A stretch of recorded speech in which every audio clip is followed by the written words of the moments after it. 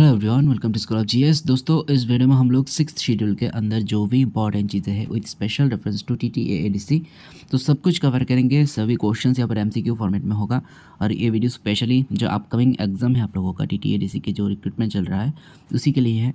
So video को पूरा देखना और इतना एश्योर कर सकते हो कि इस वीडियो को देखने के बाद अगर आप लोगों को टीटीएएडीसी के बारे में थोड़ा सा भी नॉलेज ना हो तो आप लोगों को एक बहुत बड़ा आइडिया यहाँ पर मिल जाएगा और एग्ज़ाम के लिए बहुत हेल्पफुल होगा, ये मेरा गारंटी है। ठीक है, तो वीडियो चलिए शुरू करते हैं। Which of the following states is not included in the sixth schedule of the Indian Constitution? सो यहाँ पे बोला गया है कि इनमें से कौन सा स्टेट है जो सिक्स्थ शेड्यूल के अंदर नहीं है। ऑप्शन है असम, त्रिपुरा, मेघालय एंड मणिपुर। ठीक है, सो इसका सही आंसर है यहाँ पर ऑप्शन डी, मणिपुर। ठीक है, मणिपुर सिक्स्थ शेड्यूल के अंदर नहीं है।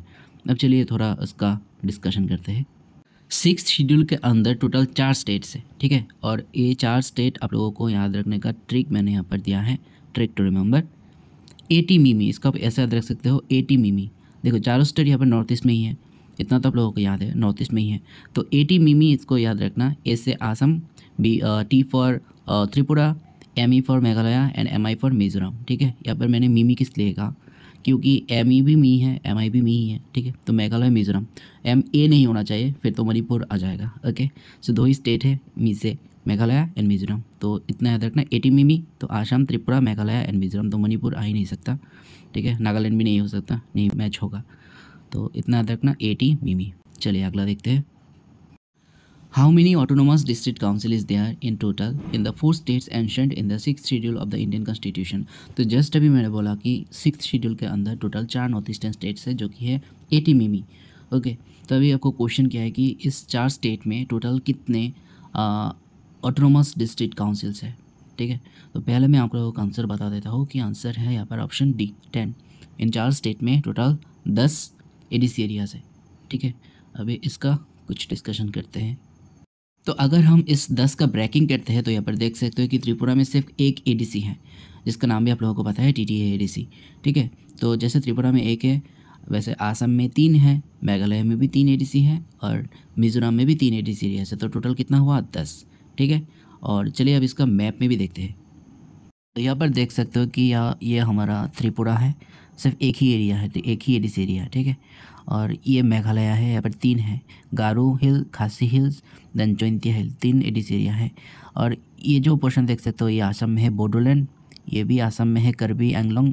जैसे हमारा टीटीएएडीसी है वैसे आसाम में इस तरह का 3 है। ठीक है, तो इसका एक का नाम है कार्बी एंगलोंग, दूसरे का नाम है बोडोलैंड और तीसरे का नाम है डिमा हसाओ। ठीक है, और मिजोरम में भी यहाँ पर 3 है, चाकमा एडीसी, लाई एडीसी, मारा एडीसी। तो हुआ ना टोटल 10। तो आप लोग क्वेश्चन कर सकते हो कि यहाँ पर सदर हिल भी तो दिखाई दे रहा है। देखिए इस सदर हिल जो है ये एडीसी एरिया है लेकिन ये 6th शेड्यूल के अंदर नहीं है, ये अलग सा है, अलग से किसी एक्ट से बना है। ठीक है, वैसे ये जो गोरखालैंड है ये भी अलग सा एक्ट से बनाया गया है, तो ये 6th शेड्यूल के अंदर नहीं है। 6th शेड्यूल के अंदर जो एरियाज़ है यहाँ पर 10 एडीसी एरिया है, आप लोग देख सकते हो। ठीक है, चलिए आगे बढ़ते हैं। तो अभी हम कुछ बेसिक हिस्ट्री डिस्कस करेंगे टीटीएएडीसी का। ठीक है, बहुत इंपॉर्टेंट है। देखिए टीटीएएडीसी का शुरुआत कैसे हुआ, उसका जर्नी कैसा रहा, तो सब कुछ यहाँ पे डिस्कस करेंगे। कब इलेक्शन हुआ है, कब 6th शेड्यूल के अंदर इसको इंक्लूड किया गया है, कब फर्स्ट इलेक्शन हुआ है। ठीक है, तो सभी यहाँ पे डिस्कस करेंगे, बहुत कन्फ्यूजिंग है, सो बी कंसंट्रेट। देखिए 1979 में the Tripura tribal areas autonomous district council act 1979 was passed. So in the year 1979 TTADC का जो एक्ट है वो पास हो गया था and paving the way for the creation of TTADC. ठीक है, तो देखिए 1979 में टीटीएडीसी का क्रिएशन हो गया था। ठीक है, लेकिन the fact is that time ये जो टीटीएडीसी क्रिएट हुआ था वो 6th शेड्यूल के अंदर नहीं था।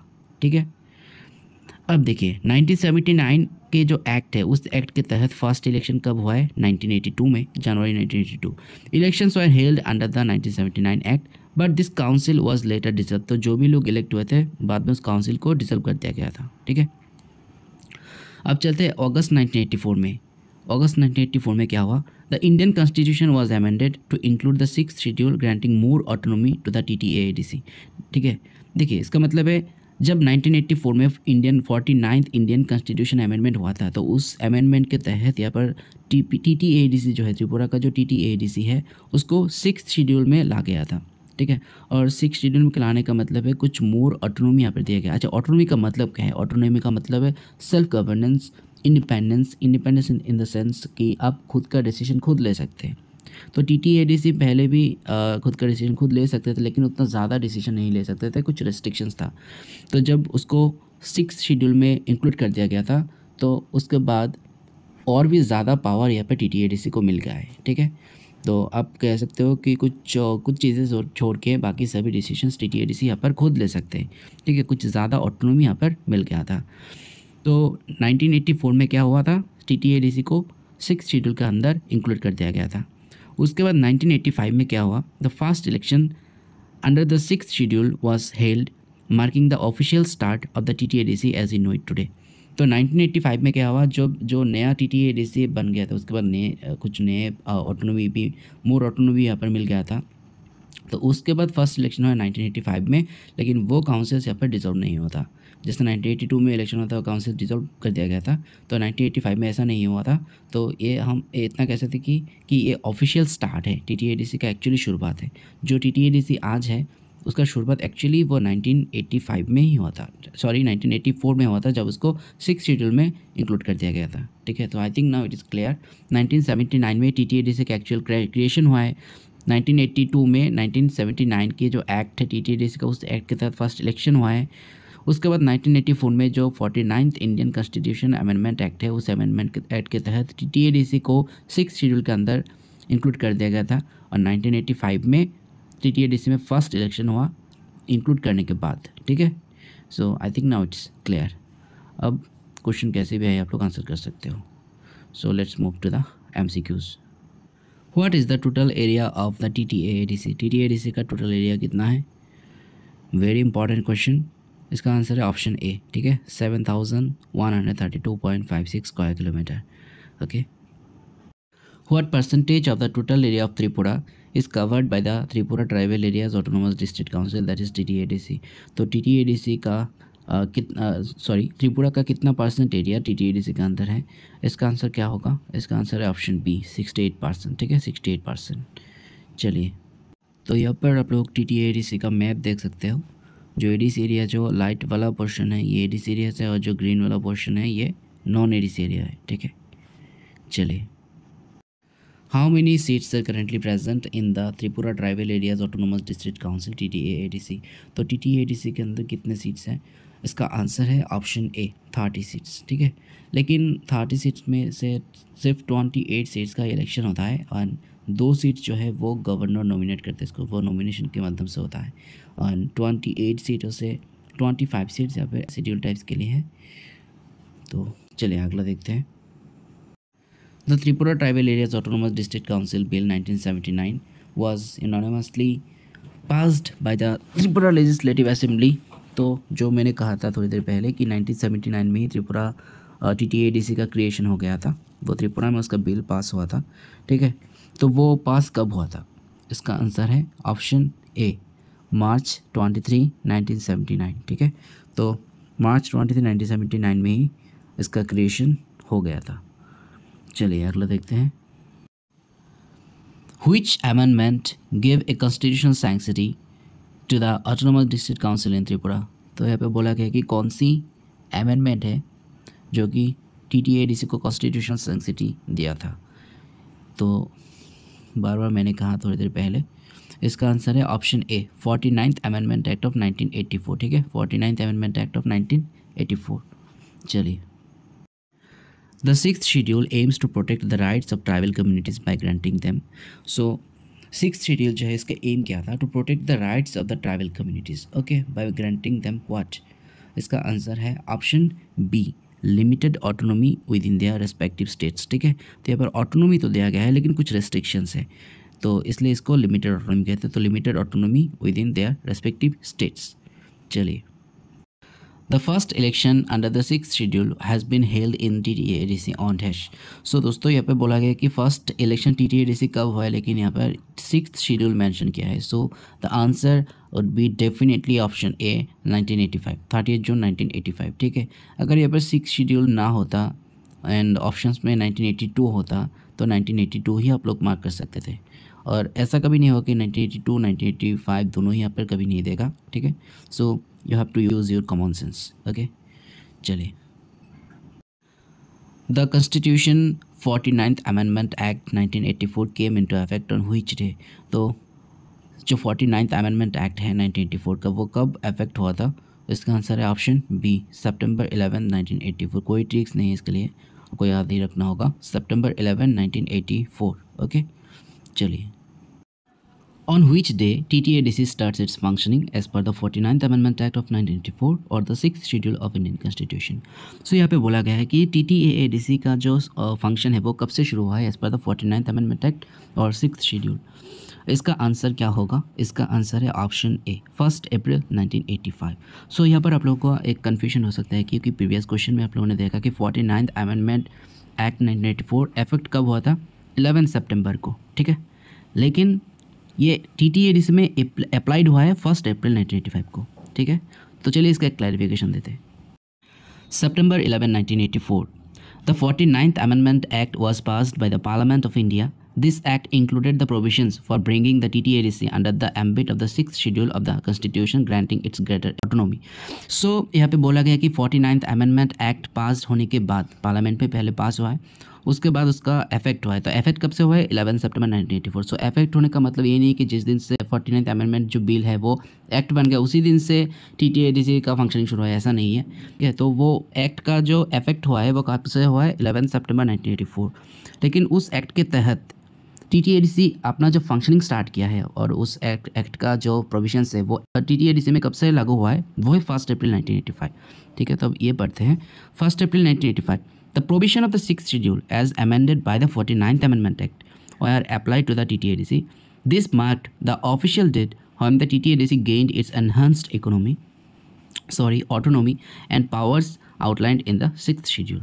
So I think it's very clear now. What is the total number of village committee in TTADC? दोस्तों यहाँ पर द what is the है, so try to ignore this typing mistakes. So what is the total number of village committee in TTADC? TTADC के अंदर total village committee कितना है? इसका answer है ऑप्शन बी, ठीक है, 587। विलेज कमेटी जो है ना, विलेज कमेटी एक्चुअली ग्राम पंचायत जैसा ही है। जैसे नॉन ADC एरियाज़ में ग्राम पंचायत है, वैसे ADC एरियाज़ में विलेज कमेटी या फिर विलेज काउंसिल्स हैं, ओके। तो ADC एरिया के अंदर टोटल विलेज कमेटी कितना है? 587। एंड अगर नॉन ADC की बात करें त्रिपुरा के अंदर तो पंचायत कितना है? 589, इट्स वेरी क्लोज, ओके। चलिए अगला देखते हैं। Who was the first chairman of Tripura Tribal Area Autonomous District Council TTADC? So TTADC का फर्स्ट चेयरमैन का नाम क्या था? So another thing the who was the है यहाँ पर, तो इस तरह का टाइपिंग मिस्टेक्स है बहुत क्वेश्चंस में, try to ignore this things, okay. तो TTADC का फर्स्ट चेयरमैन का नाम क्या है? Option A is the right answer, Narayan Rupini, okay. Narayan Rupini is the right answer. चलिए अगला देखते हैं। Who has the power of annulment or suspension of acts and resolutions of the autonomous district and regional councils? तो दोस्तों यहाँ पर बोला गया है कि किसके पास ये पावर है कोई लॉ या फिर एक्ट्स या फिर रेजोल्यूशंस को कैंसिल करने का या फिर सस्पेंशन करने का या फिर एनरोलमेंट करने का, ठीक है। ये पावर किसके पास है? अगर कोई लॉ ऑटोनोमस डिस्ट्रिक्ट काउंसिल बनाते हैं फिर रीजनल काउंसिल बनाते हैं तो उसको सस्पेंशन की पावर जो है वो किसके पास है? गवर्नर के पास है, प्रेसिडेंट के पास है या फिर chief minister of the state के पास है? तो इसका आंसर है ऑप्शन ए, गवर्नर के पास है। अगर TTADC में ऐसा कोई लॉ बनते हैं जो कि ठीक नहीं है, कॉन्स्टिट्यूशन से ही नहीं है, तो उसको सस्पेंड कौन कर सकते हैं? सिर्फ त्रिपुरा का गवर्नर ही कर सकते हैं, ठीक है। So that is the thing. चलिए अगला देखते हैं।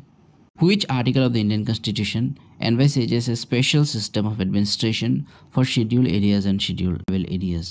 So यहाँ पर बोला गया है कि इंडियन कॉन्स्टिट्यूशन के ऐसा कौन सा आर्टिकल है जिसमें एक special system of administration for schedule areas and tribal areas. तो schedule areas and tribal areas के एडमिनिस्ट्रेशन कैसे चलेगा, किस तरह का सिस्टम होगा, तो इसके बारे में कौन से आर्टिकल में लिखा गया है? इसका आंसर है ऑप्शन ए, ठीक है, article 244। Article 244 is the right answer.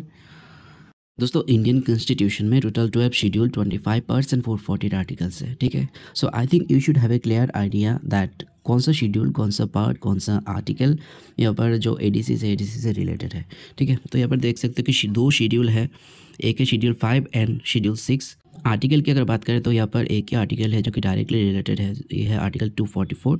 And part की बात करें तो पार्ट 10, ठीक है। ये तीन चीज़ें याद रखना, article 5 schedule 5 and 6, then article 244 and part 10, ठीक है। अच्छा, यहाँ पर मैंने बोला कि schedule 5 and schedule 6, schedule 5 and schedule 6 के डिफरेंस क्या है, ठीक है। देखिए, 5th schedule applicable in all other identified tribal regions, guarantees tribal autonomy and tribal rights over the land through a tribal advisory council in each state. देखिए, schedule 6 जो है, मैंने पहले ही कहा कि 80 में भी, मतलब ये 4 स्टेट, स्पेशली ये शेड्यूल 4 स्टेट के लिए है, जो कि है त्रिपुरा, असम, मेघालय एंड मिजोरम।